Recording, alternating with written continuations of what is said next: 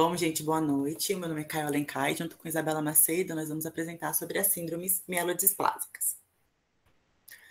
Bom, a nossa apresentação ela vai ser dividida na introdução, etiologia, alterações das síndromes mielodisplásicas, aspectos clínicos, classificação, diagnóstico e fatores prognósticos e tratamento.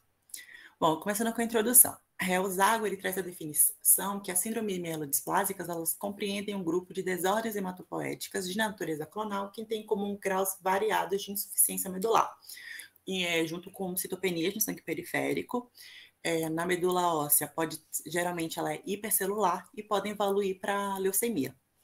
Em outras palavras, né, há um aspecto fundamental nas síndromes mielodisplásicas, que é a proliferação e apoptose simultânea das células hematopoéticas, provocando um paradoxo da medula hipercelular com pancitopenia no sangue periférico. E essa síndrome, ela tem, né, como já dito, ela tem a tendência a progredir para uma leucemia mieloide aguda, embora a morte ocorra com frequência antes que ela se desenvolva. Falando de etiologia. Essa doença ela pode ser classificada, né? Uma das maneiras é como primária e secundária. Na primária, ela não possui uma etiologia conhecida. E na secundária, ocorre quando o paciente ele já está em tratamento de uma doença maligna com o uso de quimioterapia e radioterapia, por exemplo. Essa secundária também é conhecida como SMDT. SMDT, isso. A incidência anual da síndrome mielodisplásicas é de 2 a 12 casos por 100 mil pessoas, mas esse número ele pode aumentar em pessoas acima de 70 anos, que vai para 50 a cada 100 mil pessoas. Então, o diagnóstico, em sua maioria, acontece em pacientes idosos entre 70 e 75 anos. A progressão da doença ela pode ser lenta, e em outros casos ela pode ser mais rápida, progredindo, né, como já dito, para transformação para uma leucemia aguda. Bom, a frequência é variável, né, no caso se tratando da síndrome mielodisplásicas secundárias, que vai levar em consideração a idade do paciente do primeiro tumor, o tipo, a dose dos quimioterápicos utilizados, o número de linhas terapêuticas, se houve uma associação com radioterapia ou se os pacientes receberam fatores de crescimento durante essa quimioterapia, além também de uma série de agentes genotóxicos, como as drogas citotóxicas, como agentes alquilantes e inibidores de topoisomerase 2. Esses agentes alquilantes, eles se ligam no DNA e vão promover a morte celular por dano no material genético, e os inibidores e a topoisomerase, né, ela cliva as fitas de DNA.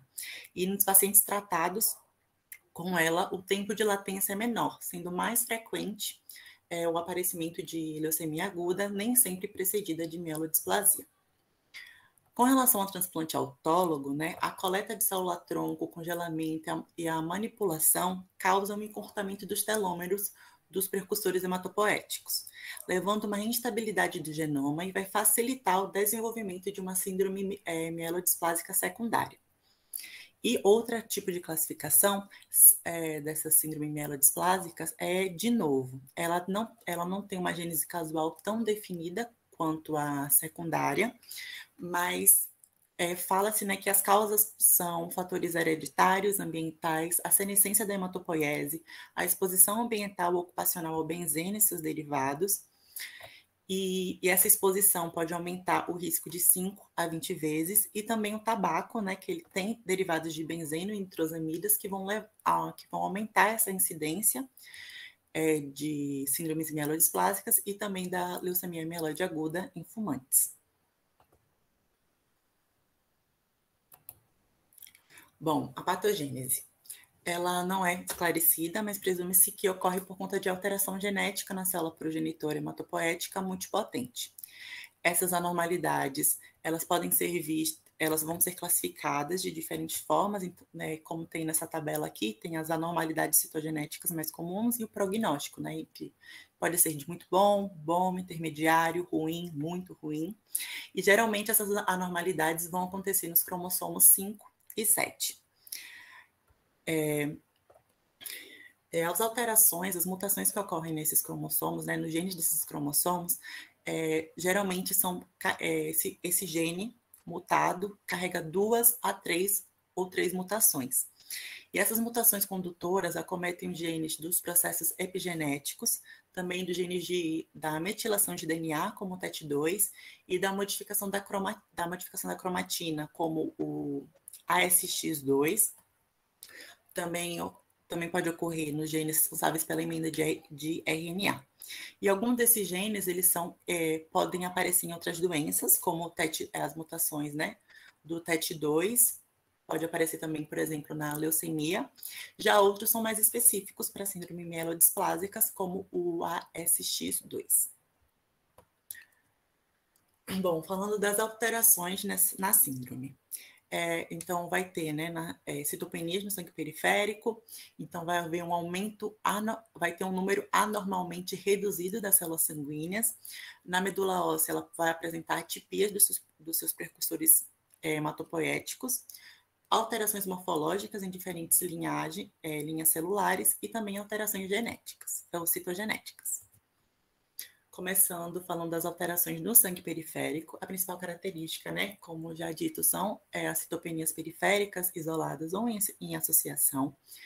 Geralmente a anemia ela vai ser normocítica ou normocrômica, mas muitas vezes ela vai ser macrocítica. O número de reticulócitos ela vai estar reduzido e quando houver anemia sideroblástica, as hemácias elas vão ser hipocrômicas. Os achados, né, podem ser ovalócitos, dacriócitos, acantócitos, pontilhado basófilo, corpúsculos de Raul-Joly e eritroblastos circulantes.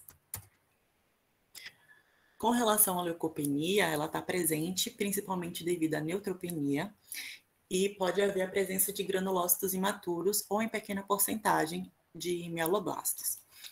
Os neutrófilos eles podem apresentar um distúrbio da segmentação, né, semelhante ao Pelger-Huet, que é quando tem uma dificuldade, ocorre um defeito nos lóbulos, né, na divisão dos lóbulos. O citoplasma pode ter grânulos reduzidos ou ausentes. Com relação às plaquetas, elas podem estar anormalmente grandes ou pequenas, e em geral essa plaqueotomia ela ocorre em 25% dos casos. Pode ocorrer o aumento delas no caso da síndrome 5Q, que vai ser explicado mais adiante, e um mau prognóstico é quando há um número variável de mieloblastos no sangue. Agora, a respeito das alterações que ocorrem na medula óssea. Bom, é importante lembrar que o exame citológico quanto histológico, eles são importantes, né? No citológico, ele vai avaliar a morfologia das 3 séries hematopoéticas, as atipias, contar os números dos blastos, verificar a quantidade e a distribuição do ferro em macrófagos e sideroblastos. Já na histologia, né, é possível avaliar melhor a celularidade, a distribuição e a morfologia desses megacariócitos, além da presença de fibrose e de nódulos linfóides ou focos de blastos. Mas, em geral, né, na medula óssea, ela é hipercelular, pode ocorrer casos de hiposcelularidade em 20% deles e vai ser muito semelhante à anemia plástica. Nessas imagens que aparecem no slide, a primeira delas, a letra A, é um caso de uma medula hiposcelular. Então, ela vai ser caracterizada por uma celularidade diminuída, mas vai ter um aumento dos megacariócitos atípicos e alguns núcleos isolados. Vai ter pequenos grupos de eritroblastos, e a série granulocítica ela vai amadurecer, porém com elementos atípicos. Já na imagem ao lado, né, a B, ela representa uma medula hipercelular com muitos megacariócitos atípicos, formando em grupos.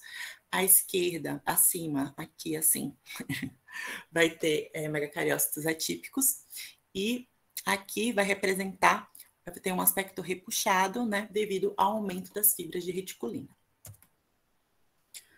Bom, então esses aspectos displásicos comuns, né, eu vou falar dos aspectos displásicos comuns nessas linhagens celulares, então na série eritroide, na série mieloide e na série megacariocítica. Na série eritroide, vão ter eritroblastos multinucleados e com outras características desentropoéticas, como pontes internucleares, e também pode ter brotamentos nucleares. Além disso, pode ter sideroblastos em anel, que são vistos em um subtipo específico da síndrome mielodisplásicas. e vão ter sua origem, né, devido à deposição dos ferros de ferro nas mitocôndrias dos eritroblastos. Com relação à série mieloide, né, os percussores granulocíticos, eles podem estar aumentados ou diminuídos. Pode ocorrer o distúrbio de maturação, do assincronismo de maturação nucleocitoplasmática, e o que vai levar a dificuldade na classificação dos mieloblastos e pró-mieloblastos quando tiver um grau de atipia muito alto. E isso é um problema diagnóstico porque a contagem dos blastos no mielograma é muito importante para o diagnóstico e posteriormente o prognóstico, que vai ser apresentado mais adiante também, e vocês vão entender melhor essa relação. Pode ocorrer, né, como já dito, pseudopelger-Root, né, que é aquele problema dos lóbulos, e pode ser também acompanhado por diminuição dos grânulos citoplasmáticos ou a ausência deles. Pode também ocorrer bastonetes de Auer, que eu acho que tem um aqui, assim. E essas alterações podem também vir acompanhadas com defeitos na fagocitose, na quimotaxia ou na atividade bactericida, conferindo uma diminuição da resistência às infecções bacterianas. Com relação à série megacariocítica, vão ser mais bem visualizados na histologia, né? Pode ter seus números aumentados, uma localização anormal, podem estar agrupados, atípicos com diminuição do seu tamanho, uma menor poliploidia e até diploides. Essas atipias acontecem com mais frequência na síndrome 5Q, que vai ser explicada mais adiante, porque é observado trombocitose. Bom, as alterações agora relacionadas aos aspectos citogenéticos e moleculares, então podem ser detectados de 30% a 50% nos casos, né, nas síndromes mielodisplásicas de novo, e mais de 80% nas síndromes secundárias. As mais comuns são a síndrome 5Q, a perda do material genético do cromossomo 7, a deleção 20Q e a perda do Y. E também a deleção 17P. Bom, falando da síndrome 5Q, ela vai ocorrer predominantemente no sexo feminino e vai ser caracterizada por uma anemia macrocítica dependente de transfusão, além do aumento do número de plaquetas. Ocorre uma deleção na região 5Q31.1 no cromossomo 5.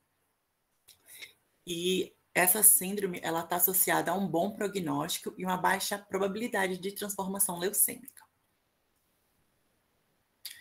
Na medula vão ter poucas atipias nas séries eritroblásticas e granulocítica e um grande número de megacariócitos atípicos pequenos com o núcleo hipolobado.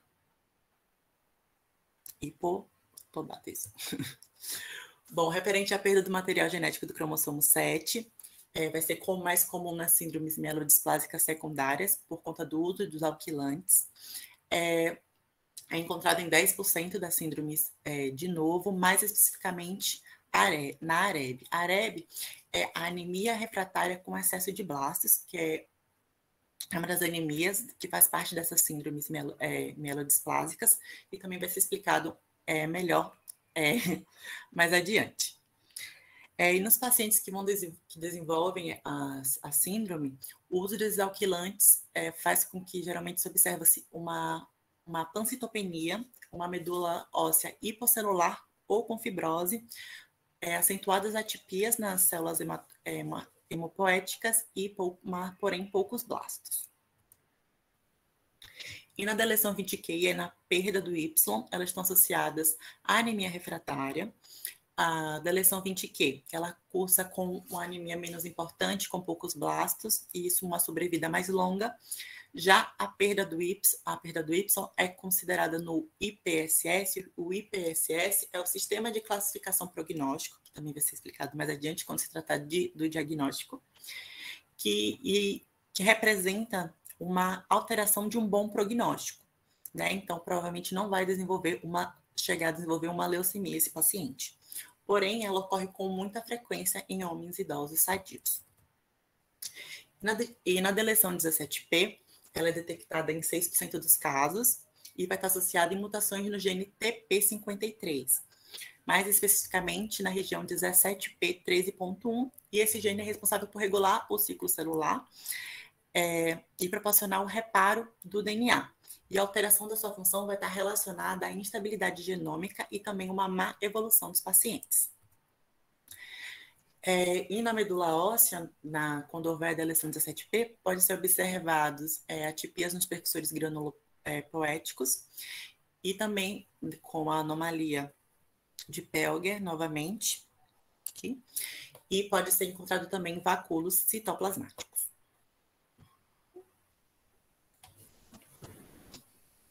Pode passar, amiga.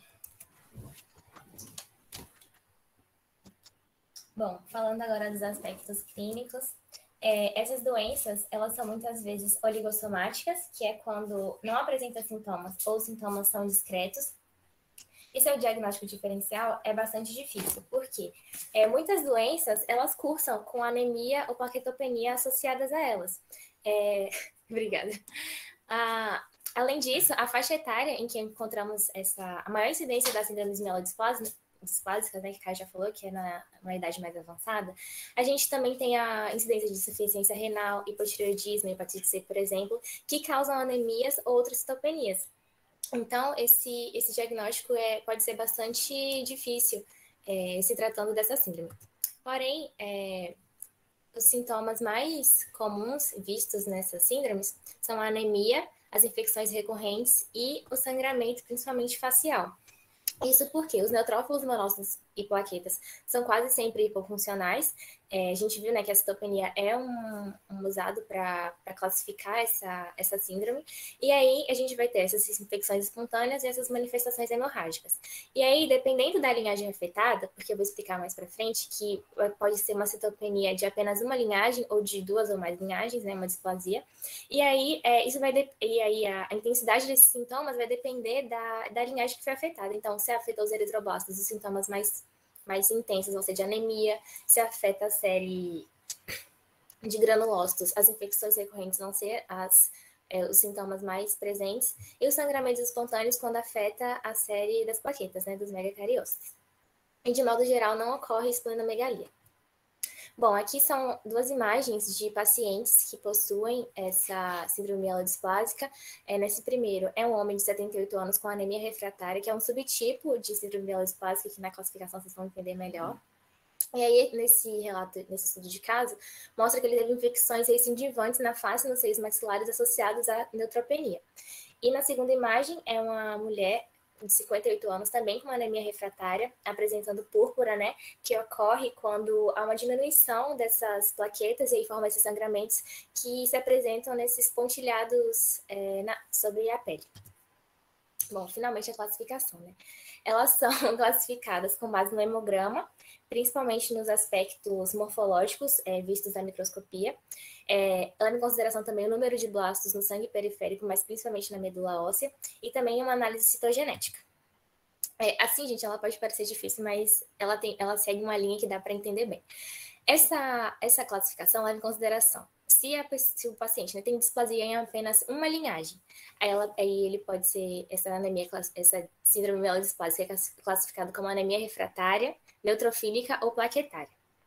Se a displasia for em duas ou mais linhagens, ela já é classificada como citopenia refratária com displasia de múltiplas linhagens. Se essa displasia for na linhagem eritroide e essa displasia estiver associada a consideroblastos em anel, essa anemia é um tipo único. Essa síndrome mielodisplásica é um tipo único e é classificada como anemia refratária consideroblastos em anel.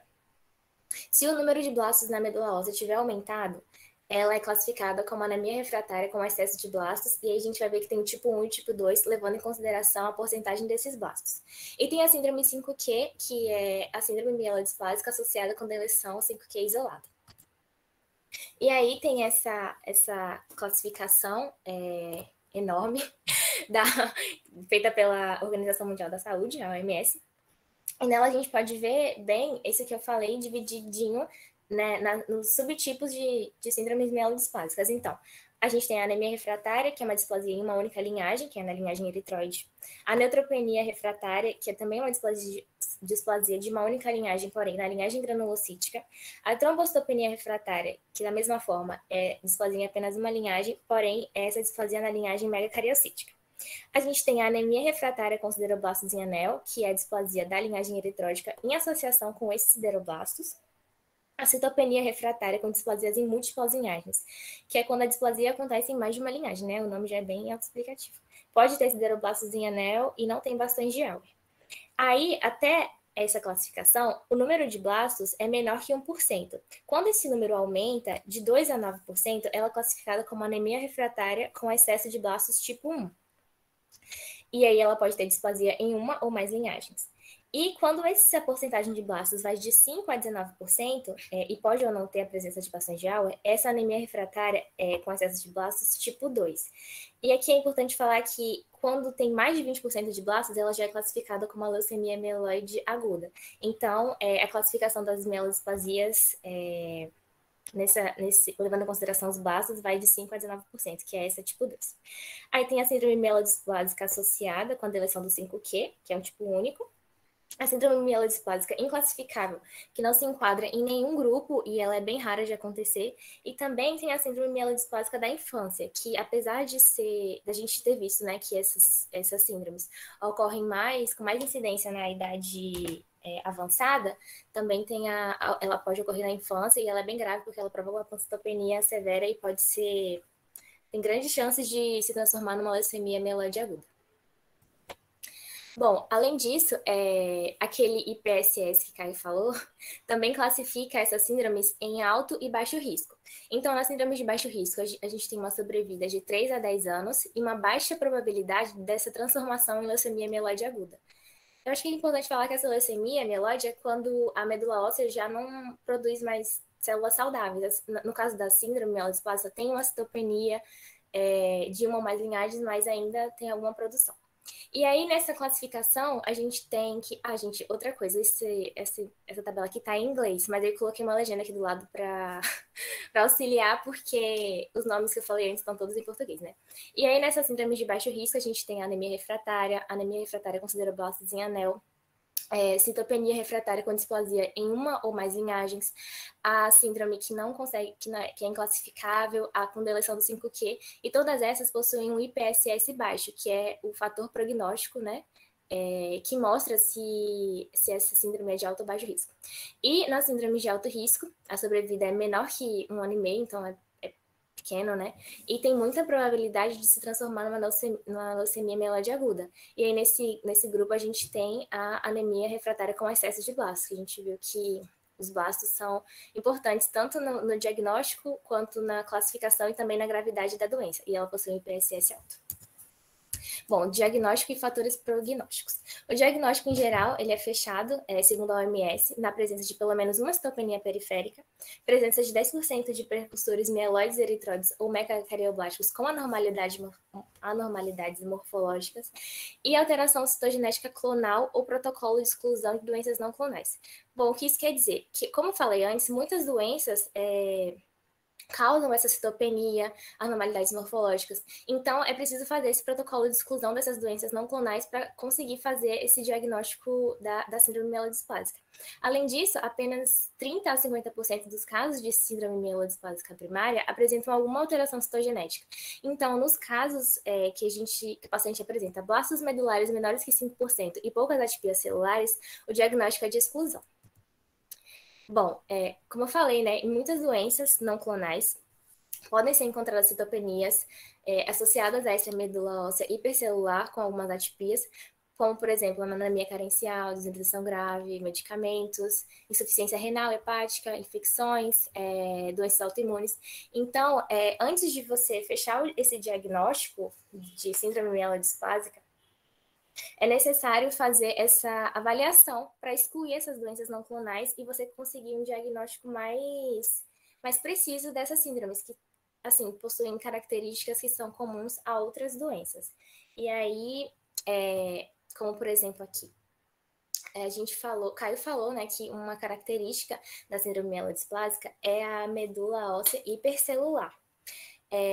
Além disso, em 50% dos casos, a gente vê a presença de fibras de reticulina e em 15 a 20% dos casos, a presença de fibrose colágena. Esse aumento é mais frequente nas AREBs, que é as síndromes com excesso de blastos, e na síndrome mielodisplásica secundária. Então, em alguns casos, deve-se considerar o diagnóstico diferencial entre síndrome hiperfibrótica com a mielofibrose primária, porque a característica da medula óssea é bem semelhante por causa dessa fibrose. Então, a gente tem que levar em consideração que na síndrome hiperfibrótica não ocorre hepatoesplenomegalia, como ocorre na mielofibrose primária. Nas síndromes, a presença de micromegacariócitos, enquanto que na mielofibrose esses megacariócitos são grandes e pleomórficos, e não há presença de rearranjo das trabéculas ósseas. Como o Caio falou também, apesar do principal característica ser essa medula hipercelular, em 10 a 15% dos casos, de novo, ocorre essa hiposcelularidade na medula óssea, o que pode confundir com a anemia plástica. A gente sabe que ocorre também essa hiposcelularidade. E aí a gente tem que levar em consideração algumas diferenças. Na anemia plástica, o tecido hematopoético é mais ou menos uniformemente substituído pelo tecido adiposo, e há uma diminuição de eritroblastos, linfócitos e plasmócitos, e não há presença de megacariócitos. Enquanto que na síndrome mielodisplásica hipocelular, tem essa distribuição irregular da hemopoese, que não é uniforme, mais ou menos uniformemente como na anemia plástica, e há a presença de eritroblastos, focos de granulopoese e megacariócitos atípicos. Nesse caso aqui, a presença de alterações citogenéticas ajuda muito nesse diagnóstico diferencial, apesar de ser encontrada em poucos casos, mas ainda assim é indicado para fazer esse diagnóstico diferencial. E aqui é um fluxograma mostrando uma forma assim, mais simples de você conseguir diagnosticar essas síndromes mielodisplásicas de acordo com as características que a gente viu lá na classificação, né? Que cada uma tem uma característica única. Então, primeiro, a gente vê se tem presença de displasia, se sim, se esses baços da medula são maiores que 20%. Aí se forem, já mencionado, né, que é classificado já como leucemia mieloide aguda. E se não, vai para análise dos monócitos. Se for maior do que 10 elevado a 3 microlitros por litro, ela é classificada como uma leucemia mielomonocítica. E se não, a análise vai para a porcentagem de blastos. E aí eu falei, né, que nas síndromes com excesso de blastos, a gente tem que levar em consideração a quantidade ali, a porcentagem. Se for de 5 a 9% é a tipo 1, e se for de 10 a 19% é a tipo 2. E se for menor que 5, vai para a citogenética. E aí, se tiver a deleção 5q, ela é classificada, né, como a síndrome mielodisplásica com a deleção de 5q isolada. E se não, vai ver a análise dos sideroblastos em anel. Se eles forem maiores que 15%, aí você vai ver se tem displasia em múltiplas linhagens. E aí, se tiver, a gente classifica como citopenia refratária com displasia de múltiplas linhagens. E se não houver, é apenas anemia refratária com sideroblastos em anel. Se esses sideroblastos forem menores que 15%, ai meu Deus, meu celular ficou doido. Se essa displasia for de múltiplas linhagens... Não, perdão, me perdi aqui, gente. Ah, tá. Se for menos de 15% de sideroblastos em anel e tiver displasia de múltiplas linhagens, vai ser anemia refratária com displasia de múltiplas linhagens. E se for de apenas uma linhagem, é anemia refratária. Isso aqui é só um fluxograma para conseguir visualizar melhor também, né? E auxiliar bastante no diagnóstico. Bom, falando dos fatores prognósticos, os principais são associados ao grau de insuficiência medular medida pelo hemograma, principalmente na taxa de hemoglobina, a porcentagem de blastos e as alterações citogenéticas encontradas. Então, aqui nessa primeira tabela, a gente vê o IPSS de novo, que é um sistema de score de prognóstico, e aí a gente vê aqui, né, as variáveis, a citogenética, que o Caio já falou, e aí a gente vê aqui na tabela 2 que quanto mais alterações citogenéticas tiver, pior é o prognóstico desse paciente. Além disso, tem o número de blastos na medula, também que quanto maior essa porcentagem, pior é o prognóstico. Hemoglobina, plaquetas e neutrófilos. Então, para fazer esse score, você vai somando as alterações do paciente. Então, por exemplo, se ele tem menos de 2% de blastos na medula, é 0.